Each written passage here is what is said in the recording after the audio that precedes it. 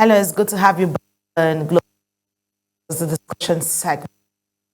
Today we examine Africa's economic integration with a special focus on the Nigeria-Ghana trade relationship.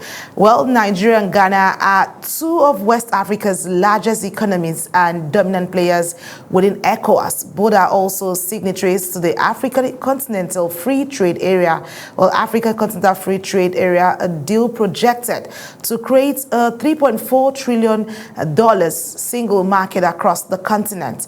Yet, despite strong diplomatic ties and cultural connections, trade tensions between both countries have periodically surfaced, from border closures to retail trade disputes. So there's lots of questions to ask around this and see what's really slowing all of this and causing all of this concern. And the question still remains to ask: is the Nigerian-Ghana relationship a working model for regional trade acceleration? What structural bottlenecks remain? And can both countries truly lead West Africa into a new era of economic integration? Well, joining me is a seasoned international journalist, Nana Oye Ankara, news editor at Class FM in Accra, Ghana. Well, let's give a breakdown of who my guest is before she joins me, because she's joining me virtually all the way from Accra. Nana Oye Ankara is an accomplished Ghanaian international journalist with over 15 years of experience specializing in economic and financial reporting. Throughout her career, she has covered major global assignments, including the International Monetary Fund, IMF, and World Bank spring and annual meetings in Washington, D.C., USA. She has received professional training from globally renowned media institutions such as Bloomberg, CNN, and Voice of America, strengthening her expertise in business, economic, and international journalism. Well, beyond reporting, Nana is passionate about mentoring the next generation of journalists and has trained numerous young media professionals across Ghana. She's currently serving as the news editor at Class FM in Accra, where she oversees news production and editorial direction. Amazing personality. It's good to have you join me. I call her my sister. Hello, Nana. It's good to have you join me today. Hi, my sister. Good morning. How is Accra treating you this morning? Well, we are enjoying the sun, so I would say we are okay. Um, okay. Can you hear me? I can hear you loud and clear, but I just need to see Fantastic. you. Fantastic. Good to see you. So Accra is fine this morning. The sun is out, and we're all enjoying it. It's a Saturday, and so we are just keeping it cool with family and Amazing. friends. Okay, it's good to see your face after a while. This is last I saw you was 2018, right? Yes, yes, yes. When we went for that training, it was a good I don't know. one. Can It you was hear a me? good one. Okay, I so can hear you. and then now let's get to our discussion proper. Basically, before we get to our pleasantries and all that, there's a whole lot happening since we have this display for us. But let's set the economic landscape straight. Let's begin with the context. Nigeria is Africa's largest economy by GDP, that is gross domestic product. While Ghana remains one of the West Africa's most stable business environments, we've seen countries trooping, but both countries operate within the ECOWAS trade liberalization scheme and also the AFC FTA framework. Well, free movement protocol as well. But however, in 2019, Nigeria shuts its land borders to curb smuggling. All of those things were put in consideration. And also in 2020 to 2021, Ghana enforced its retail trade laws affecting Nigerian traders. Currency volatility in both the Naira and Cedi has impacted bilateral trade and all of that. But so now let me throw this to you. From Accra's perspective, how would you describe the current state of Nigeria-Ghana trade relations with all of this so far? Thank you very much. And I must say, I should have greeted the people of Nigeria. Thank you for having me. But I would want to start with the fact that Ghana and Nigeria have long enjoyed cordial trade relationship. And as of now, we even have we have more than 500 Nigerians trading in Ghana. And even though we have foreign laws when it comes to retail trade, we have tried as much as possible to create that enabling environment for Nigerian traders. I mean, when it comes to trading, we have a lot of people coming from other parts of the world. We have Lebanese, we have Chinese, but with Nigeria, they are, as we always say, we consider Nigeria as our brothers and sisters, and we have created that environment for them when it comes to trade. In terms of the Ghanaian model, we as a country has intentionally tried to position this country as a trading hub in the West African region. And that is why we tried as much as possible to ensure that the Africa Continental Free Trade Secretariat is located right here in Ghana, and we call it the Trade House now. We have also tried to encourage other organizations such as the Afrexim Bank and Africa Development Bank and all of those regional entities to see Ghana as the spot for anything that has to be trade. So trade discussions and trade policies. We open our doors for such organizations to come in and have those discussions in Ghana. So in terms of we positioning ourselves, we have also tried to make the port open. Our ports are open for transit, which is a very key decision, because the more you open your ports, when the volumes come in, you're able to rake in some revenue and all of that.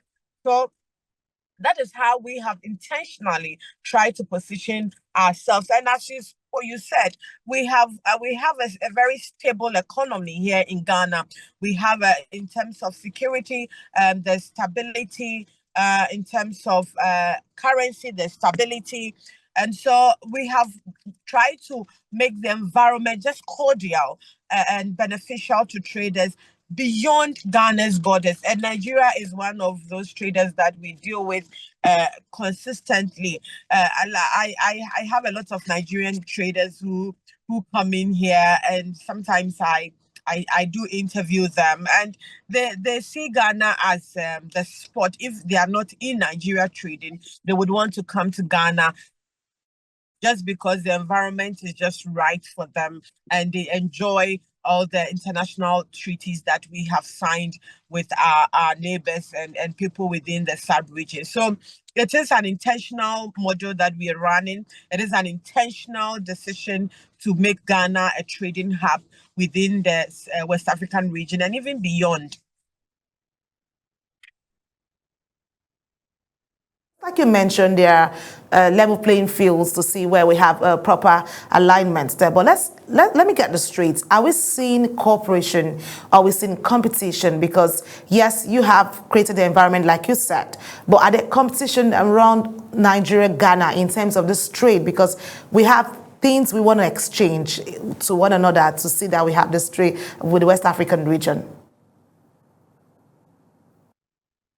Well, I think that we don't. I wouldn't term it as competition.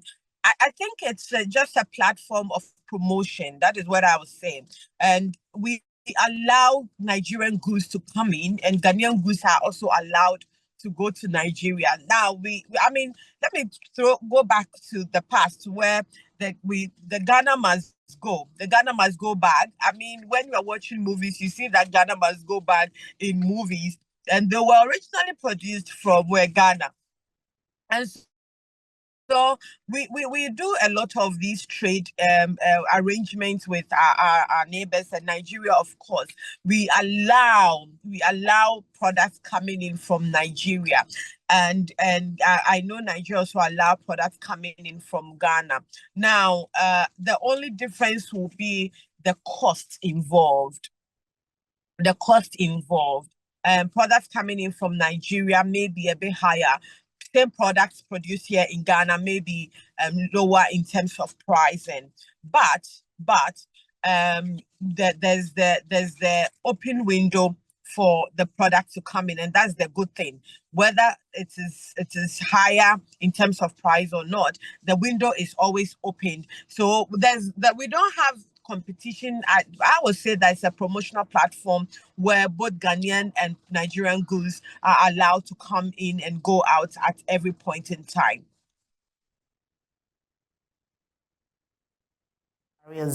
Structural barriers, well, of course, according to trade data, Nigeria exports crude oil, manufactured goods and services. Ghana exports cocoa, gold, processed foods, and increasingly fintech services. Well, informal trade between both countries remains significant but largely undocumented. And yet barriers persist because we have all of that. Let's look at the non-tariff barriers, the port delays, the taxation, the currency instability and policy inconsistency that comes to play with all of that going out. So Nana, why do these barriers persist despite the ECOWAS protocols? Because I remember we had this conference where we had issues talked about the ECOWAS region and the accessibility for that barrier to be broken, for us to have accessibility, looking at quality of all of these products we have going in between the African free trade zone. So let's speak to this issue on the barriers that still persist despite that protocol in place. Yes, I would say that sovereignty always supersedes treaties. So if a country believes that such treaties at that point could be compromised to protect the sovereignty of the country, then the countries will go ahead and protect its sovereignty. If a country sees threats coming in, regardless of what it is, whether it's trade, whether it's services or anything at all, they would want to bend the treaties and then protect their sovereignty, and that is why. Even in the US for now, even though they have signed all the international treaties, they are embarking on this immigration reforms just to protect their country. And so it is, yes, we have those treaties there, but we have to protect our country. We need to protect our markets. And for instance, you know that our GIPC law has said that foreigners could not trade in certain items, retail items, and that our retail market is open for just Ghanaians. You coming from Nigeria can only come and wholesale. You cannot retail. However, that is flouted. When you go to the Ghanaian market, for instance, there are a lot of Nigerians owning shops. That is not supposed to be. And so as a country, of course, you will see the government trying to crack down on this just so that they protect the market for Ghanaian retailers. So yes, the treaties are there, but sovereignty supersedes treaties. And so if there's any form of threat, the country will act accordingly. So I like the fact that we're able to understand ourselves to all of these sovereignty issues and how that can be aligned.